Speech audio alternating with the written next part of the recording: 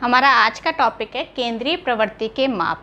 केंद्रीय प्रवृत्ति के माप का अर्थ होता है औसत, अर्थात ऐसे मूल्य जो पूरी समंक माला का प्रतिनिधित्व करते हैं वो केंद्रीय प्रवृत्ति के माप कहलाते हैं।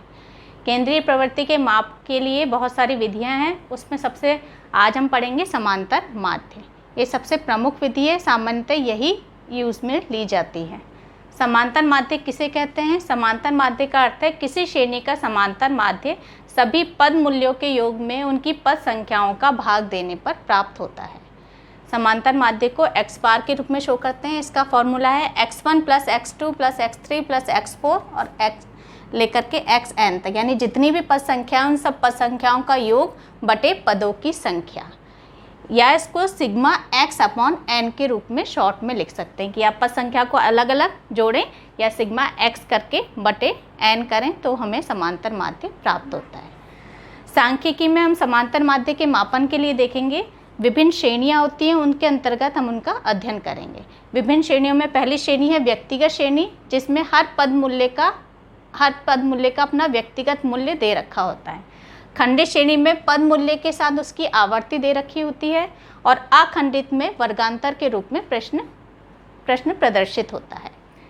अब समांतर माध्य को मापने की दो तरह की विधियां होती है, प्रत्यक्ष विधि और लघु विधि। प्रत्यक्ष विधि वह विधि होती है जो कि डायरेक्ट मेथड है, जो कि पद संख्याओं के योग को उनकी पद संख्याओं से भाग देने पर प्राप्त होता है। यह विधि वहाँ यूज़ की जाती है जहाँ पद संख्याएँ कम हो, दशमलव के रूप में नहीं हो। लेकिन यदि पद संख्याएँ बड़ी हैं और दशमलव के रूप में हैं तो कैलकुलेशन को इजी करने के लिए हम लघु विधि का यूज़ करते हैं। व्यक्तिगत श्रेणी में समांतर माध्य को ज्ञात करने की प्रत्यक्ष विधि के अंतर्गत फॉर्मूला वही है अपना x bar is equal to sigma x upon n। Question दे रखा है हमारा, x की वैल्यू है 2, 4, 6, 8, 10, सिग्मा x हो जाएगा अपना 30, तो x बार इजिकल टू 30, पदों की संख्या है आपकी 5, x बार की वैल्यू आ जाएगी 6। तो प्रत्यक्ष विधि के आधार पर आपके समांतर माध्य का मूल्य हो गया 6।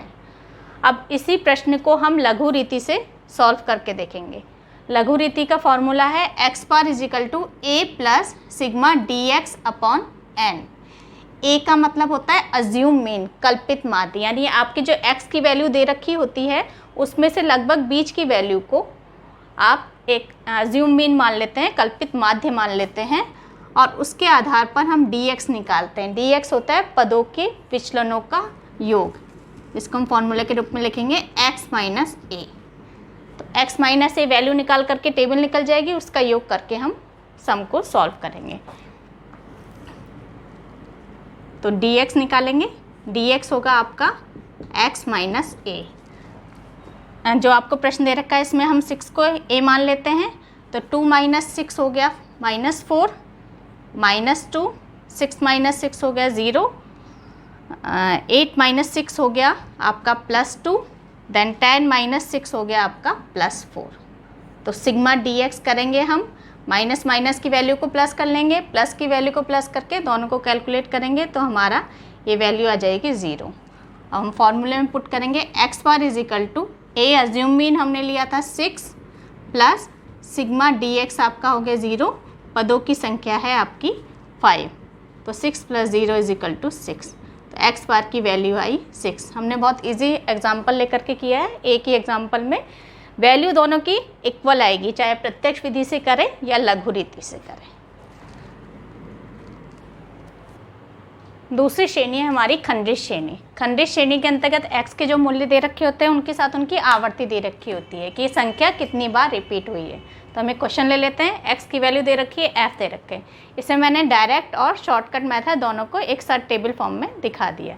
पहले हम फॉर्मूला देखेंगे, चूँकि f है तो fx मिल करके पदों की संख्याओं का योग होगा, तो f की वैल्यू को x से इंटू करेंगे तो ये सीरीज आ जाएगी। तो सिग्मा fx इजिकल टू है अपना 777।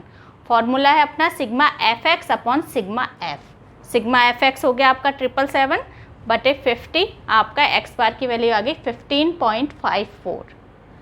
अब इसी सवाल को हम शॉर्टकट मेथड से करेंगे। शॉर्टकट मेथड करने के लिए तरीका वही रहेगा हमारा x की जो वैल्यू दे रखी है उसमें लगभग बीच की वैल्यू को हम अज्यूम मीन मान लेंगे। तो हमने 15 को अज्यूम मीन माना है। dx हो गया आपका x माइनस a, तो हर वैल्यू को हम अज्यूम मीन में से माइनस करते जाएंगे और dx की टेबल निकालेंगे। तो 20 minus 15 plus 5, 19 minus 15 plus 4, then 18 minus 15 plus 3, इसी तरीके से plus 1 plus 2 plus 1, 15 minus 15 0, then आपका -1 -2 -3 -4। अब नेक्स्ट टेबल है आपकी FDX। जो dx की वैल्यू मिली है हमें उसको हम f से इंटू कर देंगे तो हमारी FDX की वैल्यू आ जाएगी। फॉर्मूला है आपका x bar is equal to a plus sigma FDX upon sigma f। a आपका अज्यूम मीन 15 हो गया प्लस FDX आपका 27, देन सिग्मा f आपका है 50। 27 अपॉन 50 आ जाएगा 0.54। पहले इसको सॉल्व करेंगे बटे को, देन जो भी वैल्यू है प्लस माइनस उसको हम इससे कैलकुलेट करेंगे, देन 15.54। तो वैल्यू आपकी दोनों की इक्वल आएगी। बस शॉर्टकट मेथड से आपका कैलकुलेशन है इजी हो जाता है। देखिए fx से करेंगे तो वैल्यूज़ काफ़ी बड़ी आ रही है, लेकिन यदि जैसे ही आपने dx लेकर के आया तो वैल्यूज़ आपकी छोटी होगी, तो शॉर्टकट मेथड ज़्यादा ईजी हो जाता है। अब हम आगे देखते हैं अखंडित श्रेणी या सतत श्रेणी के अंतर्गत समांतर माध्य का मापन।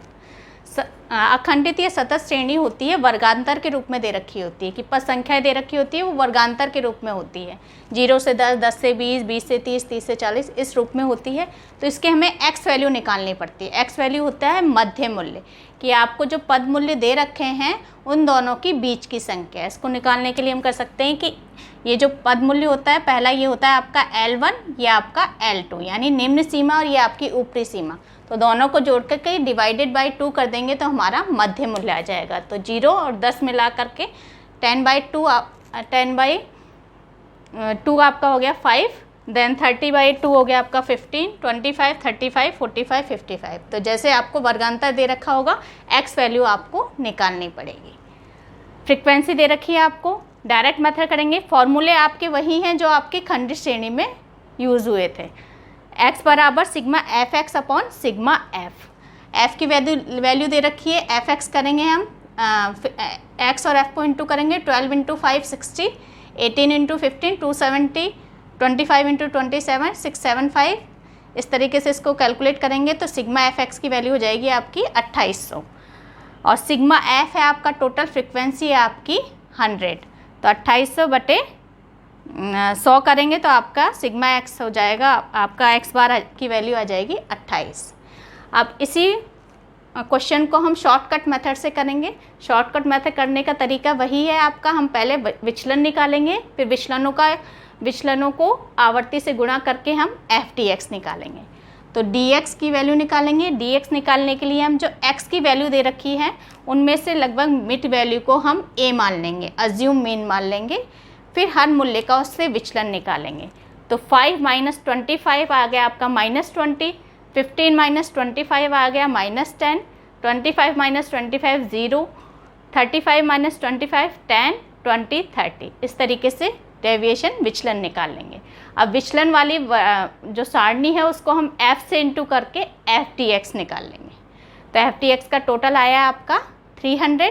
फॉर्मूला है आपका x bar is equal to a plus sigma FDX upon sigma f। Sigma f आपका टोटल n जो वैल्यू है वही है। a आपका अज्यूम मीन आपने जो वैल्यू मानी है 25 प्लस सिग्मा FDX आपका 300, सिग्मा f की वैल्यू आपकी 100। तो 300 अपॉन 100 आपका हो गया 3, 25 प्लस 3 इजिकल टू 28। तो वैल्यू आपकी इक्वली आएगी शॉर्टकट मेथड या डायरेक्ट मेथड। तो 28 आपका x बार हो गया। तो इस तरीके से आज हमने समांतर माध्य का अध्ययन किया जिसको हमने तीनों श्रेणी के अंतर्गत देखा। Thank you.